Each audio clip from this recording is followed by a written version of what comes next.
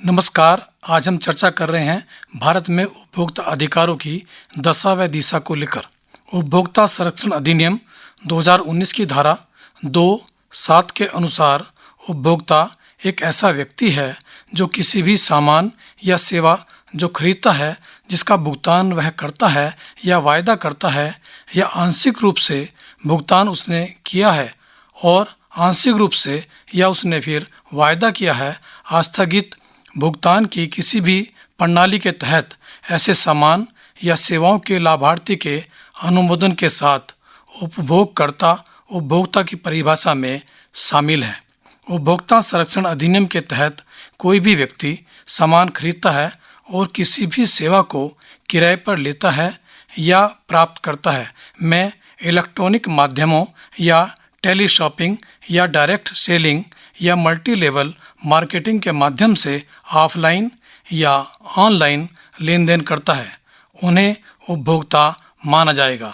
लेकिन साथ ही जो उपभोक्ता की श्रेणी में नहीं आते, उनमें वे लोग जो मुफ्त में सामान प्राप्त करते हैं, वे लोग जो मुफ्त में सेवाओं का लाभ उठाते हैं, वे लोग जो पुनर्विक्रय या फिर किसी व्यावसायिक उद्देश्य के लिए सामान खरीदते हैं, वे लोग जो किसी व्यावसायिक उद्देश्य के लिए सेवाओं को प्राप्त करते हैं, वे लोग जो सेवा की संविदा के तहत सेवाओं का लाभ प्राप्त करते हैं। अर्थात यदि कोई किसी व्यावसायिक उद्देश्य के लिए सेवाओं को प्राप्त करते हैं, वे लोग जो सेवा की संविदा के तहत सेवाओं को लाभ प्राप्त करते हैं, वे यदि प्रतिफल देकर कोई माल या सेवा अपने व्यक्तिगत फायदे के लिए उपयोग करता है, वह इस उपभोक्ता संरक्षण अधिनियम के अंतर्गत एक उपभोक्ता माना जाएगा। परंतु जो व्यक्ति उस वस्तु या सेवा का प्रयोग अपने निजी उपयोग के लिए नहीं बल्कि व्यापार के लिए करता है, वह व्यक्ति उपभोक्ता संरक्षण अधिनियम की परिधि में शामिल नहीं है, अर्थात वह उपभोक्ता की परिभाषा में नहीं आएगा। समय के साथ उपभोक्ताओं की सोच में भी अब बदलाव आया है। अब खरीदी गई वस्तु के खराब निकलने पर या खरीदी गई सेवा में कमी मिलने पर सिर्फ अफसोस करके घर नहीं बैठता, बल्कि दुकानदार या सेवा प्रदाता से शिकायत करने के साथ ही खराब वस्तु को बदलवाने के लिए व सेवा में कमी का हर्जाना प्राप्त करने के लिए उपभोक्ता आयोग का दरवाजा खटखटाता है। इसी प्रकार खरीदी गई किसी सेवा में कमी मिलने पर उपभोक्ता अपने साथ हुए अन्याय के लिए प्रतिवाद करने लगा है और विभिन्न मंचों पर न्याय के लिए जाने लगा है। उपभोक्ता के साथ कोई भी दुकानदार, वस्तु उत्पादक या सेवा प्रदाता ठगी या सेवा में कमी न कर पाए, इसके लिए उपभोक्ता को वह धोखा न दे सके। कोई दुकानदार या सेवा प्रदाता झूठी सच्ची बात करके किसी भी उपभोक्ता को खराब गुणवत्ता का सामान बेच न सके और किसी को खराब सेवा प्रदान न कर सके, इसके लिए सभी को जागरूक रहना आवश्यक हो गया है। एक समय था जब खरीदा गया सामान खराब निकलने पर पीड़ित उपभोक्ता दुकानदार के विरुद्ध कुछ नहीं कर पाता था। वह खरीदी गई सेवाओं में खामियां होने पर भी उपभोक्ताओं को समुचित न्याय का मंच न होने के कारण शोषण सहन करने को मजबूर होना पड़ता था। लेकिन जब से उपभोक्ता अदालतें सक्रिय हुई हैं और उपभोक्ता संरक्षण कानून मजबूत हुआ है, तब से न्याय मिलना सुगम हो गया है। राष्ट्रीय उपभोक्ता विवाद प्रतितोष आयोग उपभोक्ताओं को शोषण से मुक्ति दिलाने के लिए उपभोक्ता मामलों की सुनवाई के लिए देश की जो सर्वोच्च न्यायिक संस्था है। यदि किसी उपभोक्ता के साथ किसी उत्पादक कंपनी, दुकानदार, एजेंसी होल्डर द्वारा खराब गुणवत्ता का सामान बेचा जाता है या सेवा प्रदाता द्वारा किसी भी प्रकार की सेवा में लापरवाही या कमी की जाती है, जिससे कि उसके उपभोक्ता अधिकारों पर प्रतिकूल प्रभाव पड़ता है या उसके साथ किसी प्रकार की ठगी होती है, तो उपभोक्ता राष्ट्रीय विवाद आयोग न्याय पाने के लिए 2 करोड़ रुपए से अधिक की कीमत के मामलों की शिकायत वहां पर दर्ज कराई जा सकती है। वहीं राज्य उपभोक्ता आयोग द्वारा निर्णित शिकायत से असंतुष्ट होने पर अपील या निगरानी भी राष्ट्रीय उपभोक्ता आयोग में की जा सकती है। इसके लिए अभी तक राष्ट्रीय उपभोक्ता विवाद प्रतितोष आयोग के समक्ष शिकायत, अपील व निगरानी केवल अंग्रेजी भाषा में ही हो सकती थी। जिला एवं राज्य आयोग की पत्रावली जिसकी बाबत अपील या निगरानी होती है से संबंधित कागजात को अंग्रेजी में अनुवादित करना पड़ता था। यानी आज़ादी के 75 वर्ष बाद भी पीड़ित उपभोक्ताओं को अपने न्यायिक अधिकारों के लिए व व्यथा निवारण के लिए अपनी भाषा में अपने शिकायत, अपील व निगरानी दायर करने का अधिकार नहीं था। पीड़ित उपभोक्ताओं को यह अधिकार भी नहीं था कि वह अपने उपभोक्ता अधिकारों के लिए या अपने साथ हो रहे उपभोक्ता शोषण के विरुद्ध राष्ट्रीय उपभोक्ता आयोग में अपनी बात अपनी भाषा में रख सकें। अंग्रेजी की अनिवार्यता के चलते राष्ट्रीय उपभोक्ता आयोग के समक्ष अपनी बात सीधे नहीं रख पाते थे और उन्हें वकील पर निर्भर रहना पड़ता था।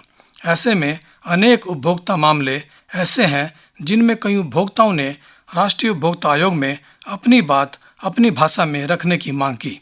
हिंदी भाषा समर्थक कई संस्थाओं और व्यक्तियों ने इसके लिए सरकार को भी लिखा। विनोद शर्मा नामक एक उपभोक्ता ने डाक विभाग की सेवा में कमी के मामले को राष्ट्रीय उपभोक्ता निपटारा आयोग के समक्ष याचिका हिंदी में प्रस्तुत की, जिसे राष्ट्रीय उपभोक्ता विवाद प्रतितोष आयोग ने हिंदी में याचिका होने के कारण पहले तो लेने से इनकार कर दिया। लेकिन जब उपभोक्ता के अधिवक्ता ने संविधान के अनुच्छेद 350 का हवाला देते हुए हिंदी भाषा में उपभोक्ता की व्यथा निवारण की सुनवाई हिंदी में करने की बात की तो उक्त याचिका हिंदी में सुनवाई के लिए स्वीकार की गई, जिसे अब राष्ट्रीय उपभोक्ता विवाद प्रतितोष आयोग के दरवाजे हिंदी के लिए हमेशा के लिए खुल गए हैं, जो एक स्वागत योग्य कदम है।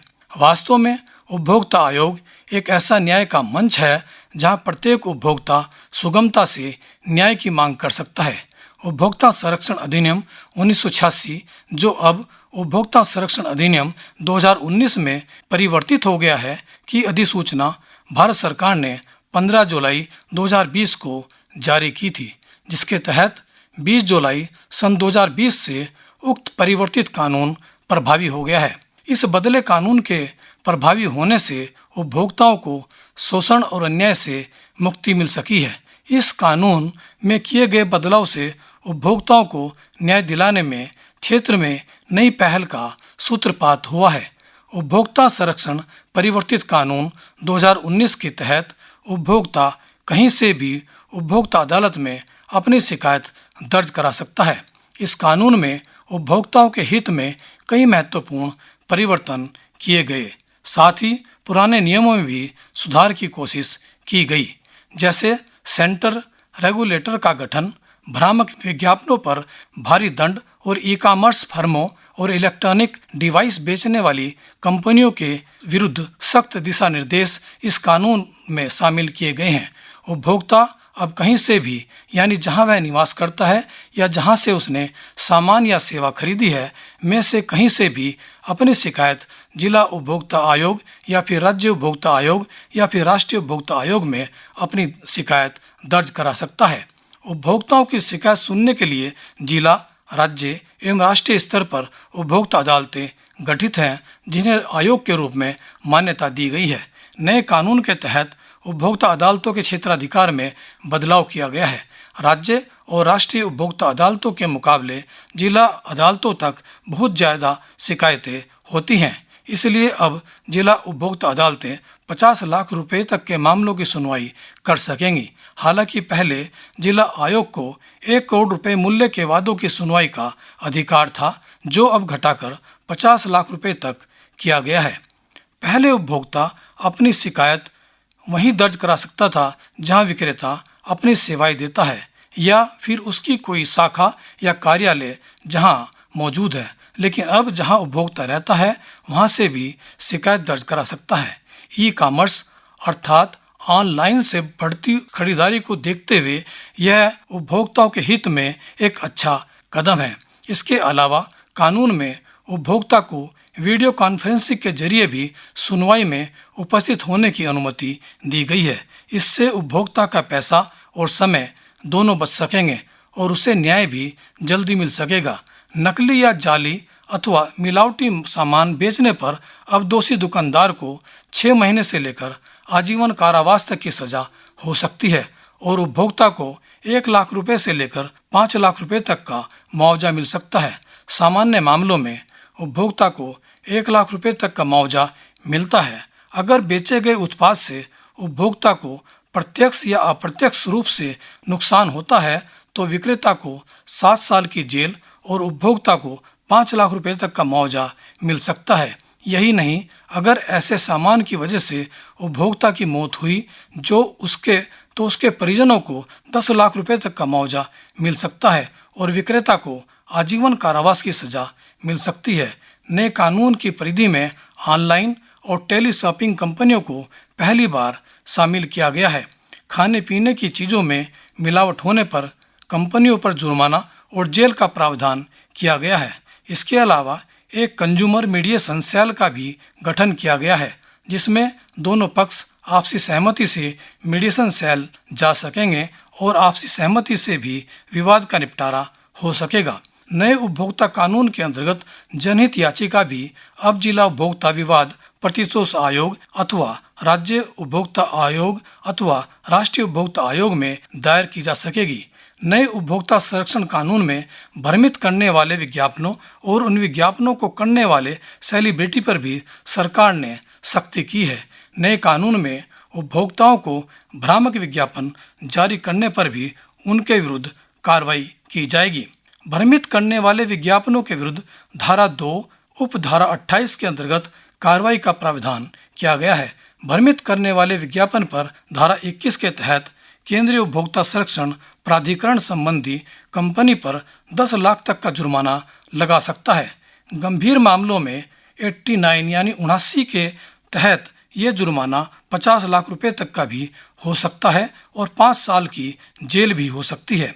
उपभोक्ता मामलों में केंद्रीय मंत्रालय ने advertising association of India, Indian broadcasting foundation, broadcasting content complaints council, news broadcasters and digital association, advertising standard council of India, PHD chamber of commerce and industry, federation of Indian chambers of commerce and industry, confederation of Indian industry, भारतीय वाणिज्य एवं उद्योग मंडल, international receipts and wine association of India and Indian society of advertisers को भ्रामक विज्ञापनों की रोकथाम में सहयोग की अपील की है। कानून जिन उत्पादों के प्रचार प्रसार पर प्रतिबंध है, ऐसे उत्पादों का किसी अन्य बहाने से प्रचार भी गैर कानूनी माना गया है। यानी जागरूकता में ही उपभोक्ताओं का हित है और जागरूकता में ही उपभोक्ताओं को संरक्षण मिल सकता है। धन्यवाद।